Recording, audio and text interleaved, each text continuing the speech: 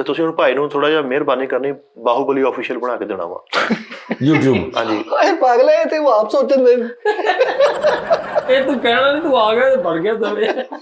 ਅੱਛਾ ਹੁਣ ਤੂੰ YouTube ਚੈਨਲ ਤੇ ਆਏਗਾ, ਉੱਥੇ ਕੀ ਅਪਲੋਡ ਕਰੇਗਾ, ਕੰਟੈਂਟ ਕੀ ਕਰੇਗਾ? ਆਹੀ ਮੇਰੇ ਕੋਲ ਜੰਗਾਂ ਦੀਆਂ ਵੀਡੀਓ ਬਹੁਤ ਪਈਆਂ ਪੁਰਾਣੀਆਂ, ਉਹ ਕੱਟ ਪਾਈ ਜਾਵਾਂਗੇ।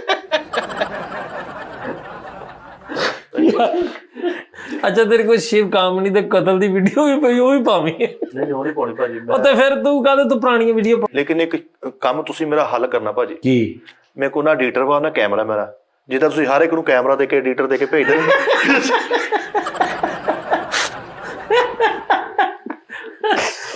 ਅੱਛਾ ਇਹ ਤਾਂ ਤੁਸੀਂ ਭਾਜੀ ਐਡਿਟ ਆਪੇ ਕਰ ਦੇਣਾ, ਮੈਨੂੰ ਪਤਾ ਤੁਹਾਡਾ ਦਿਮਾਗ ਦਾ ਵੀ ਤੁਸੀਂ ਪੂਰਾ ਕਰ ਦੇਣਾ। ਤੁਸੀਂ ਹਲੇ ਪਰਸੋਂ ਚੌਥਾ ਨਾਨ ਬੁਖਾਰੀ ਦਾ ਕੀਤਾ ਵਾ। ਟੈਨਸ਼ਨ ਨਾ ਲੈ, ਇੱਕ ਦੋ ਇੱਥੇ ਹੀ ਮੁੰਡਿਆਂ ਨਾਲ ਵੀਡੀਓ ਬਣਵਾਈ, ਬਾਕੀ ਤੇਰਾ ਚੱਲ ਪਏਗਾ। ਤੁਸੀਂ ਮੈਨੂੰ ਆਪਣੇ ਇੱਥੇ ਰੱਖ ਲਓ ਸਟੂਡੀਓ, ਮੈਂ ਇੱਥੇ ਬਣਾ ਕੇ ਆਪੇ ਅਪਲੋਡ ਕਰਦੇ ਤੁਹਾਨੂੰ ਪਤਾ।